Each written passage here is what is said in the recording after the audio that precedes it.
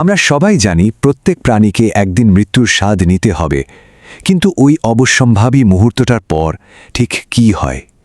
আজ আমরা মৃত্যুর পরের সেই রহস্যময় যাত্রার কথাই বলবো, যখন আত্মা পা রাখে এক সম্পূর্ণ নতুন জগতে।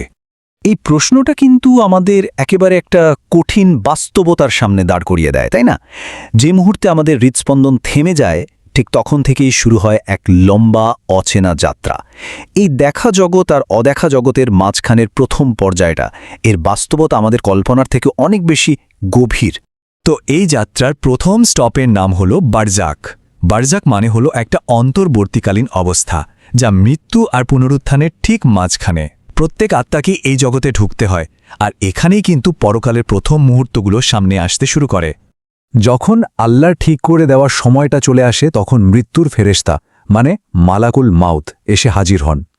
কিন্তু আত্মার শরীর থেকে কিভাবে আলাদা হবে, সেটা পুরোপুরি নির্ভর করে পৃথিবীতে আমাদের কাটানো জীবনের উপর। আর ঠিক এখান থেকেই দুটো রাস্তা একদম আলাদা হয়ে যায়।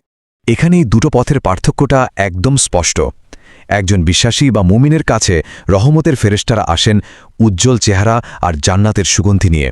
তারা খুব নরম সুরে আত্মাকে আল্লাহর করুণার দিকে ডাকেন, আর আত্মা একদম শান্তিতে শরীর ছেড়ে দেয়। অন্যদিকে একজন গাফেল বা অবাধ্য ব্যক্তির জন্য আসে ভয়ঙ্কর চেহারার ফেরেশতারা। তার আত্মার শরীর ছাড়তেই চায় না, তখন তাকে তীব্র যন্ত্রণার সাথে লিটারালি টেনে হিচড়ে বের করা হয়। আর এটাই বারজাখের এক ভয়াল সূচনা। শরীর থেকে আলাদা হওয়ার পর আত্মা উপরের দিকে উঠতে শুরু করে, কিন্তু প্রশ্ন হল, আসমানের দরজাগুলো কি তার জন্য খোলা হবে? এখানেও পৃথিবীতে করা কাজগুলোই তার ভাগ্য ঠিক করে দেয়। মুমিনের পবিত্র আত্মা যখন উপরে উঠতে থাকে, তখন প্রতিটি আসমানের দরজায় ফেরেশতারা তাকে উষ্ণভাবে স্বাগত জানায়। তারা বলে, স্বাগত হে পবিত্র আত্মা। আল্লাহ একজন নেক বান্দা হিসেবে তাকে সর্বোচ্চ সম্মান দেওয়া হয়, আর জান্নাতের সুবাস তাকে চারপাশ থেকে ঘিরে রাখে। কিন্তু অবাধ্য আত্মার পরিণতি হয় ঠিক তার উল্টোটা। তার জন্য আসমানের দরজাগুলো সজোরে বন্ধ করে দেওয়া হয়, তাকে অত্যন্ত অসম্মান করে ফিরিয়ে দেওয়া হয়, আর মনে করিয়ে দেওয়া হয় তাকে সেই মাটিতেই ফিরে যেতে হবে যেখান থেকে তাকে বানানো হয়েছিল। এরপর আত্মাকে তার কবরে ফিরিয়ে আনা হয়, আর সেখানে হাজির হন মুনকার এবং নাকির নামের দুজন ফেরেশতা। তাদের উপস্থিতি খুবই ভয়ঙ্কর। তারা আত্মাকে একদম মৌলিক 3টা প্রশ্ন করেন, যার উত্তরের উপরই তার বাকি যাত্রাটা নির্ভর করবে।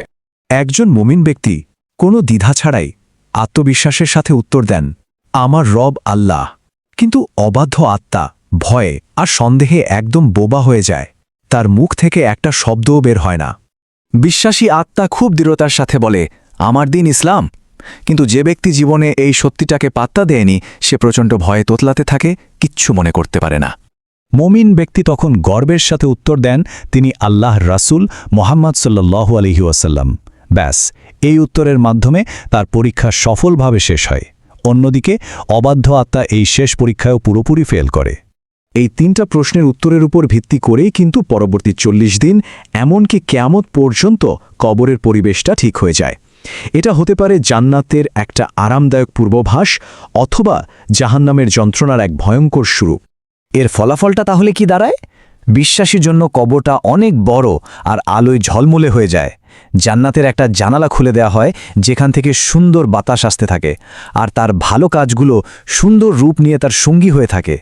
কিন্তু অবাধ্য ব্যক্তির জন্য কবরটা এতটাই চেপে আসে যে তার পাঁজরের হাড় একটা আরেকটার ভেতর ঢুকে যায়। তাকে ঘিরে থাকে শুধু অনন্ত অন্ধকার আর অনুশোচনা। তবে একটা গুরুত্বপূর্ণ ব্যাপার হলো, মৃত্যুর পরেও কিন্তু জীবিতদের জগতের সাথে মৃতের যোগাযোগ পুরোপুরি শেষ হয়ে যায় না। এমন কিছু কাজ আছে যা মৃত ব্যক্তির উপকারে আসতে পারে। হাদিস অনুযায়ী এই 3টা কাজ মৃত ব্যক্তির কাছে আলো আর রহমত হিসেবে পৌঁছাতে থাকে। যেমন কোনো সাদাকায়ে জারিয়া বা প্রবহমান দান, রেখে যাওয়া কোনো উপকারী জ্ঞান যা মানুষের কাজে লাগছে, অথবা কোনো নেক সন্তান যে তার বাবা মায়ের জন্য দোয়া করছে। এই কাজগুলো বারজাখের জগতে আত্মার জন্য শান্তির কারণ হয়ে দাঁড়ায়। আমাদের মনে রাখতে হবে, এই 40 দিনের সময়কাল বা বারজাখের জীবন কোনোটি কিন্তু শেষ নয়। এটা অনন্ত সত্য প্রকাশের কেবল শুরু। আসল আর চূড়ান্ত হিসাব তো হবে শেষ বিচারের দিনে। তার মানে মূল বিষয়টা হলো, এই ক্ষণস্থায়ী জীবনের আমাদের প্রত্যেকটা কাজই কিন্তু আমাদের অনন্তকালের যাত্রাপথটা তৈরি করে দিচ্ছে। প্রতিটি ভালো কাজ যেমন আলো হয়ে পথ দেখাবে, ঠিক তেমনি প্রতিটি অবহেলা আর পাপ ডেকে আনবে ভয়ঙ্কর পরিণতি। এই পুরো আলোচনা শেষে প্রশ্নটা আসলে আমাদের প্রত্যেকের নিজের কাছেই থেকে যায়। আমাদের জীবনটা কি এমনভাবে কাটছে যে আত্মা সেই কঠিন প্রশ্নগুলোর উত্তর সাহসের সাথে দিতে পারবে? এটা আসলেই এক গভীর ভাবনার বিষয়।